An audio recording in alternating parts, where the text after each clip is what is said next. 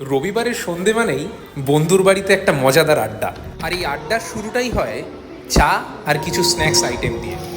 রান্নাঘরের দিকে উঁকি দিতেই বুঝতে পারলাম রাত্রের খাবারের আয়োজনও চলছে জোর কদমে।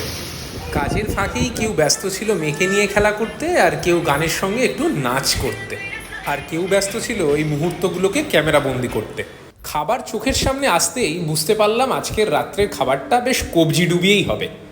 সবার প্রথমে ছিল স্যালাড, তারপরে ছিল পোলাও, আর তারপরে ছিল চিংড়ি মাছের মালাইকারি, যেটা থেকে খুব ভালো একটা সুগন্ধ সবার নাকে আসছিল। এর পরের আইটেমটি ছিল পনির ভুর্জি, যেটি আমার জন্যই স্পেশালি তৈরি করা হয়েছিল। খাবার ডিস্ট্রিবিউট করার পর প্রথম গালটি মুখের মধ্যে নেওয়ার পরেই সবার রসনা তৃপ্তি খুব ভালোভাবে হয়েছিল। আমারও দারুণ লেগেছিল খেতে। খাবার পর হজম শক্তিকে আর একটু চাঙ্গা করতে খাওয়া হলো জলজিরা দিয়ে কোল্ড ড্রিঙ্কস। সারা রাতটাই আমরা সকলে মিলে দিলাম আড্ডা আর করলাম ভালো মতন গল্প। সকালে উঠেই আবার পেটের মধ্যে ডন দিচ্ছিল ছুঁচো, তাই জন্য মুখের সামনে চলে এলো গরম গরম স্যান্ডউইচ, সঙ্গে একটু চিপস আর একটা করে ডিম সেদ্ধ।